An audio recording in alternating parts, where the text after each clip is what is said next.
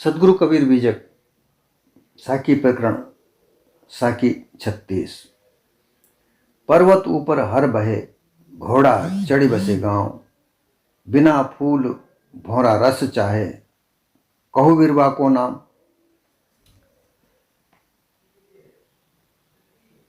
इस साकी के द्वारा सदगुरु कबीर ने एक ऐसी बात हमारे सामने रखी है।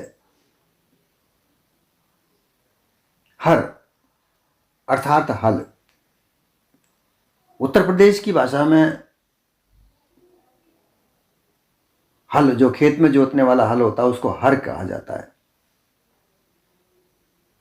खेतवा में हरवा काहे ना चलात, ऐसे ऐसे वहां की भाषा होती है। तो ये हर जो है, हल अगर पर्वत के ऊपर अगर चलाया जाए तो उससे किसी का क्या फायदा, उससे किसी का क्या कोई कार्य सर सकता है। हल तो खेत में चलेगा तभी उससे अनाज उत्पन्न होगा। खेत को हल से जोता जाता है, जोत के बीज बोया जाता है, फिर उससे फसल होती है। अगर उस हल को ले जाकर पर्वत के ऊपर ऊसर फूसर जमीन में जाकर के चलाया जाए तो उससे किस प्रकार का अनाज पैदा हुआ, उससे लाभ क्या हो सकता है। घोड़ा चढ़ी बसे गांव। अगर कोई व्यक्ति घोड़े की सवारी करके एक जगह से दूसरी जगह जाता है तो इसकी यात्रा का प्रयोजन पूरा होता है। परंतु अगर वो गांव में जाकर अपने घर पे जाकर घर के आगे घोड़े पर बैठा रहे और रात भर उसी पर बैठा रहे तो उससे क्या प्रयोजन सिद्ध हो सकता है। गांव में रह करके घोड़े पर बैठा रहे, घोड़े को पेड़ से बांध दे और उसके ऊपर बैठा रहे तो उससे क्या प्रयोजन सिद्ध हो सकता है। इसी प्रकार से अगर फूल जिसमें कोई रस ना हो, सूखे फूल होते हैं, बहुत सारे फूल ऐसे होते हैं जिनमें कोई रस नहीं होते, ऐसे फूल पर बैठकर भंवरे को क्या लाभ हो सकता है।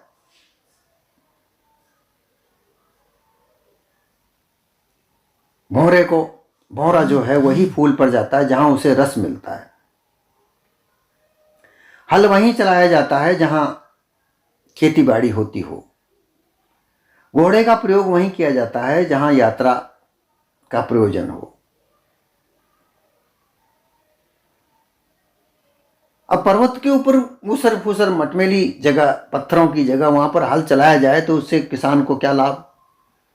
घोड़ा पर चलकर रात भर बैठा रहे, घोड़े पर बैठकर व्यक्ति अगर रात भर ही उस पर बैठा रहे और घोड़े को बांध दिया जाए तो उससे क्या प्रयोजन सिद्ध नहीं होता। बिना रस का फूल भंवरे के किस काम का।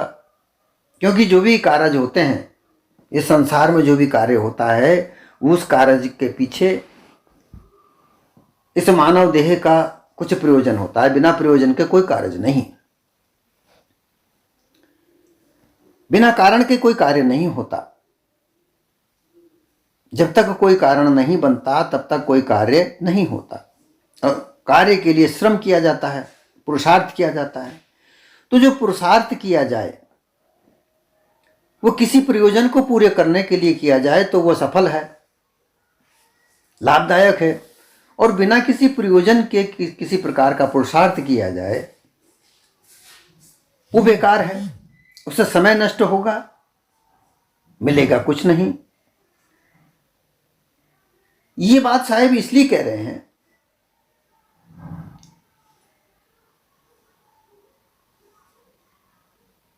कि पर्वत मस्तक रूपी ब्रह्मांड में, पर्वत ये हमारा जो शरीर है इसमें अगर हम देखा जाए तो जो चरण है, जो हमारे पांव हैं, वो सबसे नीची स्थल है। उसके बाद में ऊंचाई पर, सबसे ऊंचाई पर पर्वत की जो स्थान देखा जाता है वो हमारा मस्तिष्क है। कहा जाता है कि तिलोले पर्वत। तो जो हमारी आंखें हैं, इन आंखों में जो इसका जो हीरा है, जिससे जो आंखों के अंदर जो हीरा होता है जिससे दिखता है, वो एक तिल के बराबर है। और उसके पीछे ये मस्तिष्क है, जो पर्वत है, ये दिखता नहीं है। तो जो मस्तिष्क के ऊपर जो मस्तिष्क है उस स्थान में हर शिव को भी कहा गया है। देखिए शब्दों के अर्थों को अलग अलग जगह पर अलग अलग तरीके से भावार्थ उसका लगाया जाता है। अब ऊपर जो हल पर्वत ऊपर हर बहे, अर्थात पर्वत के ऊपर जहां कोई खेती लायक जगह नहीं है उसमें हल चलाया जाए तो उससे क्या फायदा। यहां कहा जा रहा है कि जो मस्तिष्क रूपी पर्वत है, ऐसी मान्यता मान रखी कि वहां हर शिव रूप परमेश्वर रहते हैं और ऐसा मानकर योगी लोग योग साधना करते हैं, योग साधना में लगे और उसमें बहे, अर्थात उस वहां प्राप्त करने के लिए, वहां जाने के लिए अपना पुरुषार्थ योग के द्वारा करते हैं।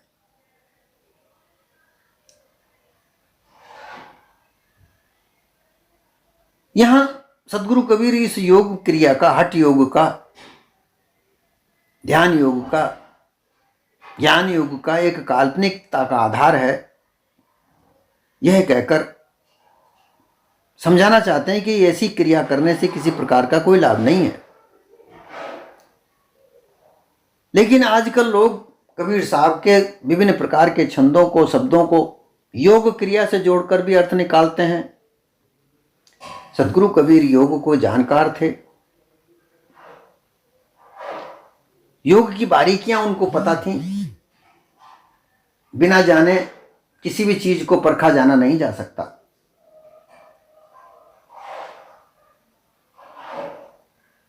जब तक 6 प्रकार के जो स्वाद हैं, कड़वा, मीठा, खारा, तीखा, फीका, कसैला, इन स्वाद को जब तक जिह्वा पर लाकर परखा नहीं जाए, जांचा नहीं जाए, तब तक हमें यह पता नहीं चल सकता कि कौन सा स्वाद रुचिकर है।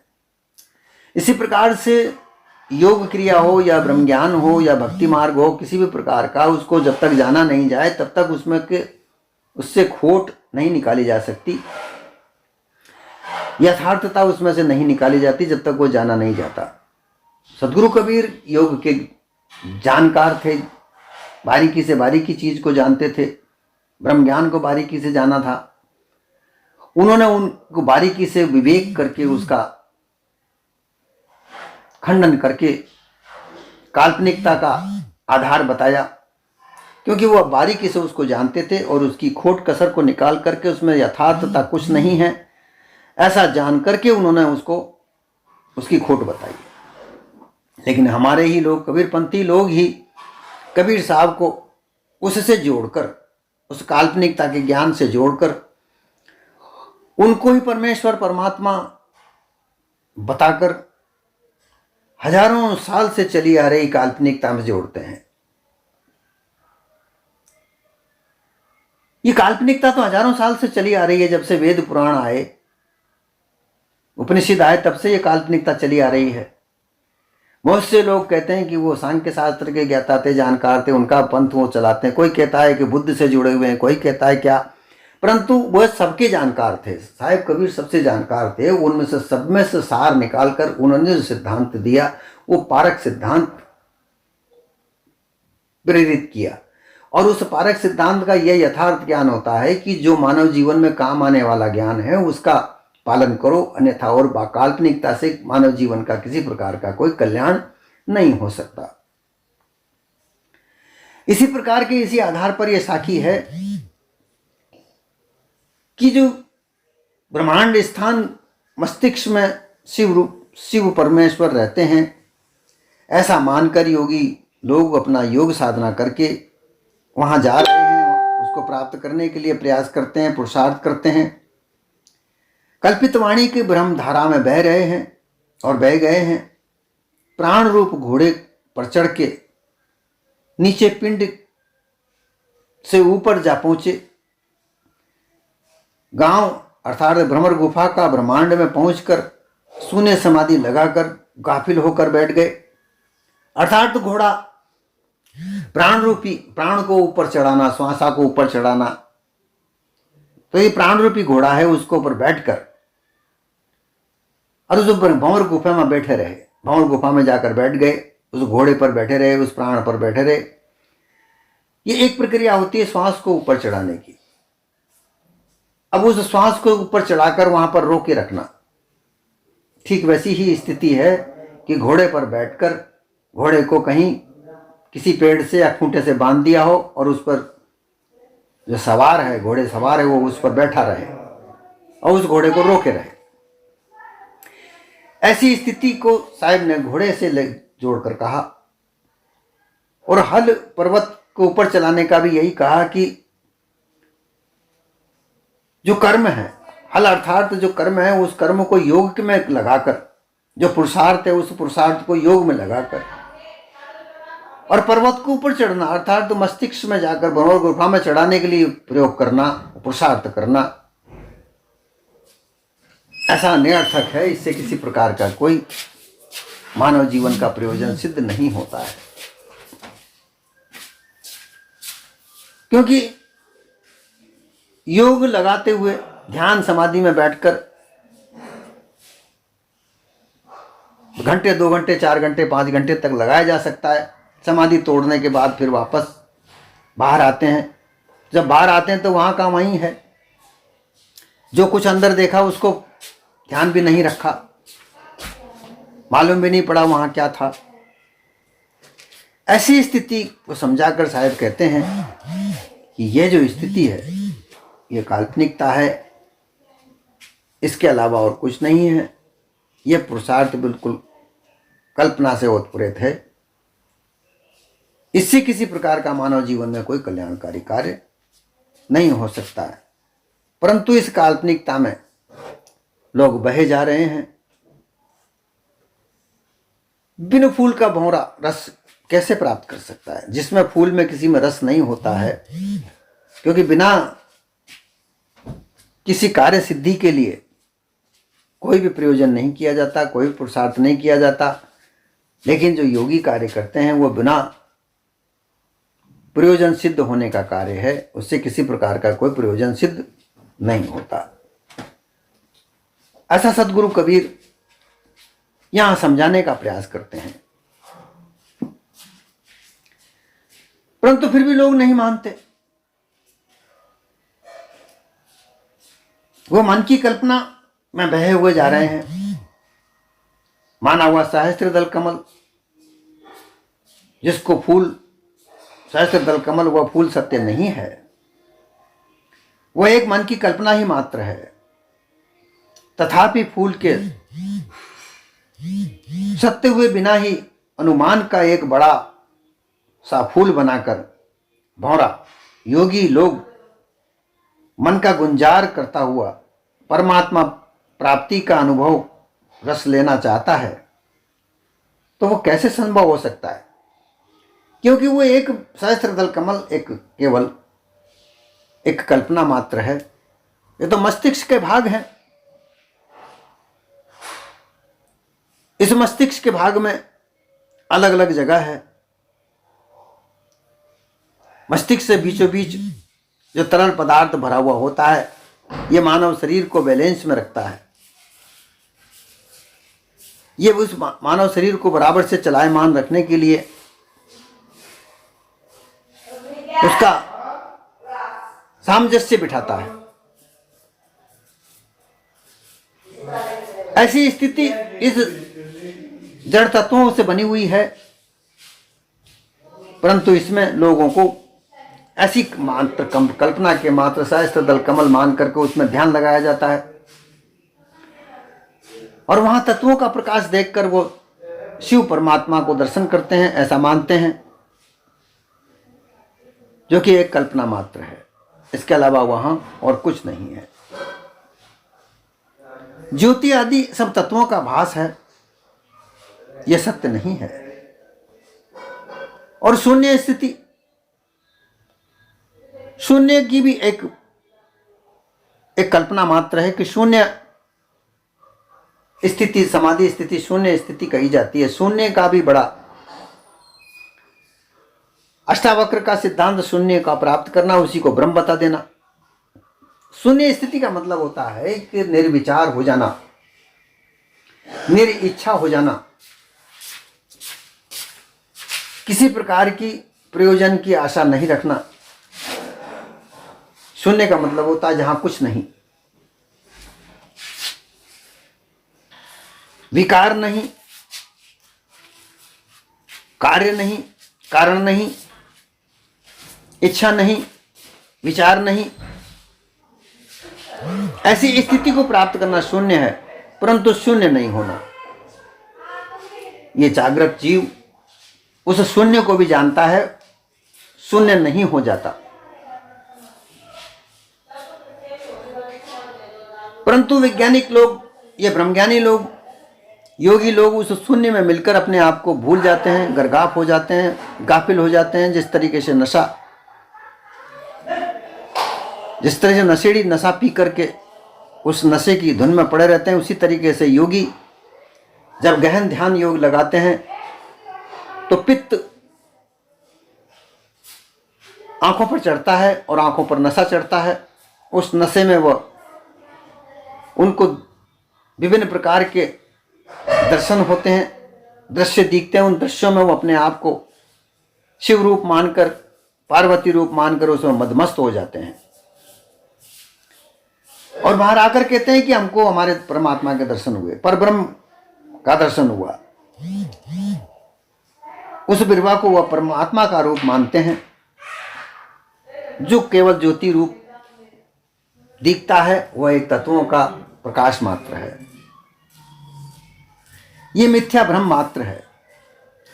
निर्गुण निराकार निरंजन माना हुआ वो कोई वृक्ष नहीं है, फिर उसमें आकाश रूप फूल भी नहीं है, रस भी कुछ मिलने वाला नहीं है। मिथ्या भ्रम धोखा, योगी लोग भूले भुलाए पड़े हैं।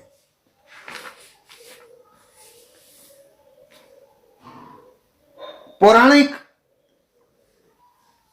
जो कर्मी लोग, उपासक लोगों का कल्पना करके जो पर्वत माना हुआ है, वह एक बड़ा पर्वत 1 लाख योजन ऊपर तक उठा हुआ है, ऐसा मानना है। उसी के ऊपर में भाग में 7 स्वर्ग, बैकुंठ, कैलाश, ब्रह्मलोक और भी बहुत से लोगों का रहता है, ऐसा वर्णन किया गया है। उन्हीं लोकों में, कैलाश में हर महादेव है, बैकुंठ में विष्णु है, ब्रह्मलोक में ब्रह्मा जी हैं, स्वर्ग में इंद्र है, इत्यादि परमेश्वर रूप हरि आदि महिर बह जा रहे हैं, चलते फिरते रहते हैं, ऐसा वहां माना। ये ब्रह्मज्ञानियों का मता है। ब्रह्मज्ञानी लोग ऐसा कहते हैं, जिसमें उपासक हैं, कर्मी हैं, ब्रह्मज्ञानी हैं, कि वहां ब्रह्मांड में शिव लोक है, विष्णु लोक है, ब्रह्मा जी का लोक है, इंद्र लोक है। वहां का परमानंद सुख प्राप्त होता है। ऐसी अनेक रोचक वाणियां सुना सुना करके सब लोग जीव ब्रह्म धोखे में बहे जा रहे हैं और भटके पड़े हैं। क्योंकि वहां के जो गुरुआ लोग हैं, ऐसी रोचक वाणियों को सुनाने वाले गुरुआ लोग हैं, वो खुद ही बहे जा रहे हैं, तो उनके पास उनकी शरण में जाने वाले लोग भी बहे जा रहे हैं। और वहां पहुंचने के लिए कर्मी उपासक लोग संकल्प रूपी घोड़े पर बैठकर स्वर्ग आदि गांव में जाने की तैयारी किए हुए हैं। कर्म, उपासना, जप, तप, तीर्थ, व्रत, दान, पुण्य ऐसा करने लगते हैं। अंत में उन्हीं लोकों में पहुंचकर सुख के धाम में रहेंगे, ऐसा मिथ्या आशा भरोसा करके ब्रह्म धोखे में बहे हुए जा रहे हैं, पूरा जीवन बिता रहे हैं। क्योंकि उनको ऐसी स्थिति में जीवित मुक्ति तो प्राप्त होती नहीं है। उनका ऐसा आशा भरोसा दिलाया जाता है कि वह मुक्तियां मरने के बाद प्राप्त होंगी। जब तुम्हारी देह छूटेगी तो तुम उस मुक्ति को प्राप्त करोगे, और तब तक उस आशा रूपी घोड़े पर बैठे रहो। अर्थात वही बात वहां पर हो गई, संकल्प करके कि हमें वो मुक्ति प्राप्त करनी है, संकल्प रूपी आशा रूपी घोड़े पर बैठकर उस घोड़े को उपासना कांड, कर्म कांड के खूंटे से बांधकर उस घोड़े पर बैठे रहो। और जब यह देह छूटेगी तब तुम्हें मिलता रहेगा, और जब तक घोड़े पर बैठे हो तब तक आनंद का अनुभव करते रहो। अब उस आनंद का रस लेने की प्रयास में बिना फूल के रस जैसा मामला है। एक फूल ऐसा है जिसमें कोई रस नहीं। कोई ऐसा वृक्ष है जो बिना फूल फल के रस देता हो? वह मात्र एक कल्पना के रूप में है। यथार्थ में तो ऐसा कोई पेड़ नहीं, ऐसा कोई वृक्ष नहीं जो बिना फूल और बिना फल के, बिना पत्ते के रस देता हो। बिना पत्र, बिना फूल, बिना फल के तो एक सूखा ठूंठी हो सकता है जिसमें किसी प्रकार का रस नहीं होता, क्योंकि बिना फूल और बिना पत्ते, बिना फल का कोई वृक्ष नहीं हो सकता।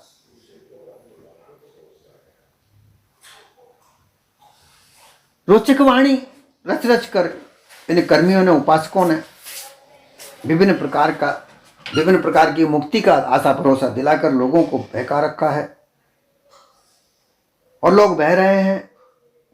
वे जड़ाध्यासी होकर भवबंधन के रूप में बंधे पड़े हैं।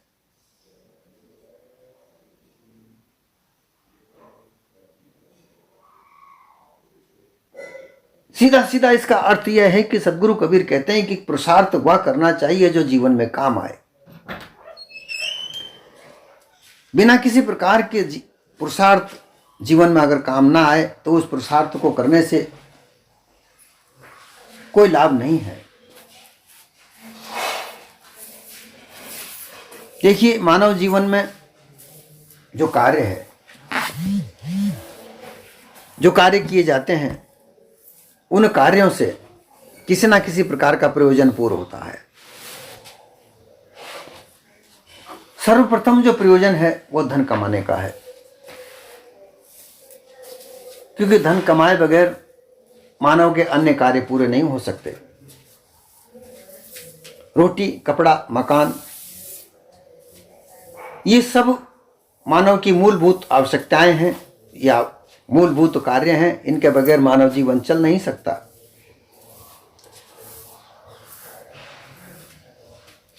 व्यक्ति बिना कपड़े के रह सकता है, बिना मकान के भी रह सकता है।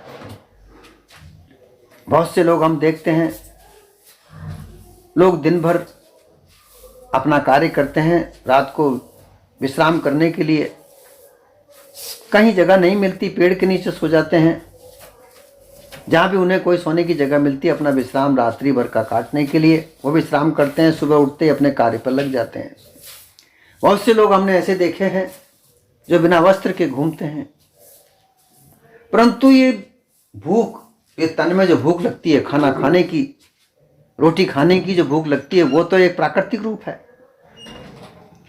इसके बगैर तो कोई रहता ही नहीं है कि जब भूख लगती है तो व्यक्ति किसी से छिना कर झीन झपट के भी खाता है, परंतु वो भूख के बगैर नहीं रह सकता। भूख मिटाए बगैर वो नहीं रह सकता, क्योंकि वो भूख बहुत बुरी तरह सताती है। और अगर भूख लगने पर खाना नहीं खिलाया जाए तो यह शरीर असहाय होकर गिर पड़ता है। और खाना या रोटी बिना पैसे नहीं मिलती। इसलिए धन कमाने की सर्वप्रथम आवश्यकता होती है। पुरुषार्थ किया जाता है धन कमाने के लिए। धन कमाई करना कोई बुराई बात नहीं है। नेक नीति से, ईमानदारी से जो हमारे पास में विद्या है, जो हमारे पास में कर्म कार्य कौशल है, उसके आधार पर हमको धन कमाना जरूर है चाहिए, और उसी से हमको रोटी, कपड़ा, मकान इत्यादि मिलता है।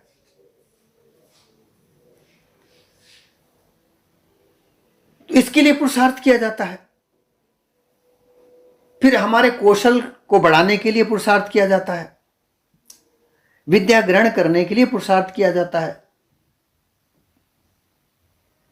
विद्या ग्रहण के लिए जो पुरुषार्थ किया जाता है वो इस मानव जीवन का प्रारंभिक जीवन होता है, जो अपने माता पिता के संरक्षण में रहकर गुरुजनों से वो शिक्षा ग्रहण करके अपनी विद्या को बढ़ाता है। इस विद्या में वह विभिन्न प्रकार के कार्य कौशल को सीखता है। कोई संगीतकार बनता है, कोई गायक बनता है, कोई बजाने वाला बनता है, कोई नाचने वाला बनता है, कोई रसायन बनाने वाला बनता है, कोई भोजन बनाने वाला बनता है, कोई विभिन्न प्रकार के कार्य करने वाला होता है, मकान बनाने वाला होता है, मशीनें बनाने वाला होता है, कोई न्यायाधीश बनता है, कोई न्यायाकार बनता है, कोई सुरक्षा कर्मी बनता है, कोई प्रशासक बनता है, कोई व्यापारी बनता है, कोई खेती करता है, विभिन्न प्रकार के कला कौशल विद्या से प्राप्त होती है और इस विद्या से धन प्राप्त होता है और उस धन से मानव का सभी प्रकार के कार्य होते हैं। अब इस धन को कमाने के लिए, धन के प्रयोग से मानव जीवन के विभिन्न प्रकार के साधनों को जुटाने के लिए जो पुरुषार्थ किया जाता है, वो सभी पुरुषार्थ अलग अलग प्रकार के होते हैं। इन पुरुषार्थों को काम, अर्थ, धर्म, काम, मोक्ष भी कहा जाता है, जो फल कहे जाते हैं। तो इनको प्राप्त करने के लिए अगर कोई पुरुषार्थ किया जाता है तो मानव जीवन के लाभदायक हैं, मानव जीवन को लाभ देने वाले हैं। परंतु निष्प्रयोजन पुरुषार्थ करने से क्या लाभ? किसी प्रकार का कोई लाभ नहीं मिल सकता। इसलिए सदगुरु कबीर ने ये साखी के द्वारा ये कहा कि मानव जीवन के पुरुषार्थ वो करने चाहिए जो मानव जीवन में लाभदायक हों।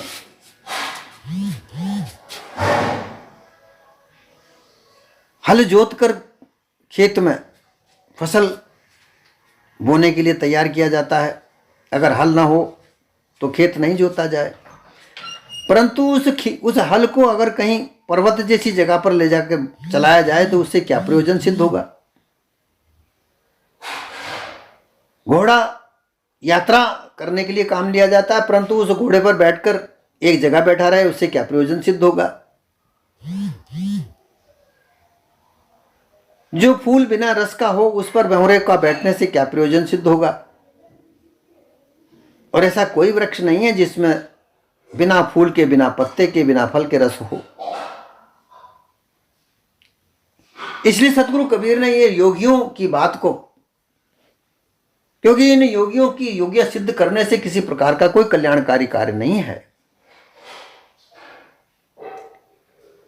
ये मात्र इंद्रियों को वश में करने की एक प्रक्रिया है, विषय वासनाओं से अपने आप को हटाने की एक प्रक्रिया है, जो बिना योग के भी की जा सकती है। बिन श्रम हट क्रिया से न्यारा सहज समाधि लगावे, संतों सोई सतगुरु मोय भावे। बिना श्रम अर्थात योग करने के लिए भी बड़े बड़े पुरुषार्थ किए जाते हैं। इंद्रियों को साफ किया जाता है, वहां बहुत सारी क्रियाएं की जाती हैं, बड़ा कठोर जीवन उनको जीना पड़ता है। ऐसा करने से कई कई साल उनको बड़ा कष्टमय जीवन व्यतीत करना पड़ता है, तब जाकर कहीं वह उस कार्य में संलग्न हो पाते हैं। साहिब ने कहा सहज समाधि अच्छी है, केवल मानव जीवन को अपने नेक नीति से अपने कार्य पर लगना है। ऐसे कार्य करना है जिसमें सारा प्रयोजन सिद्ध होता हो, रोटी कपड़ा मकान का प्रयोजन सिद्ध होता हो, कुछ परोपकार भी सिद्ध होता हो, कुछ संतों की सेवा भी सिद्ध होती हो। ऐसे कार्य करने के लिए कठिन योग परिश्रम करने की कोई आवश्यकता नहीं है। सहज समाधि में साहिब ने कहा है, जहां तहां जाऊं सोई परिक्रमा, जो तो करूं सो पूजा। मैं जहां जहां भी जाता हूं वो परिक्रमा के बराबर है। तीर्थों में लोग जाते हैं, वहां परिक्रमा करते हैं। साहिब ने कहा कि इस संसार में रहकर ऐसे अच्छे कार्य किए जाने चाहिए जो परमार्थ कार्य हैं। वो परमार्थ कार्य परिक्रमाओं के बराबर होते हैं। और जो कार्य किए जाते हैं, जिन कार्यों के लिए जाया जाता है, वो परिक्रमा के बराबर हैं। और जो कार्य किए जाते हैं, जो परमार्थ कार्य किए जाते हैं, वो पूजा के बराबर हैं। तीर्थों में, मंदिरों में ईश्वर के दर्शन के लिए जाना व्यर्थ है। हर व्यक्ति के घट में जिस परमेश्वर को तुम ढूंढते हो वो हर मानव के घट में है। मानव को मानव अपना समझे, मानव से मानव को प्रेम बढ़ाए, मानवता का संरक्षण करे, मानवता से जिए, मानवता के साथ में परमार्थ कार्य करे। ये सहज समाधि का लक्षण है। ऐसी कठिन परिश्रम करके योग क्रियाओं को करके केवल दिखावा दिखाकर योगी बनकर इस संसार में भ्रमित होकर बहना, ये किसी प्रयोजन का कार्य नहीं है।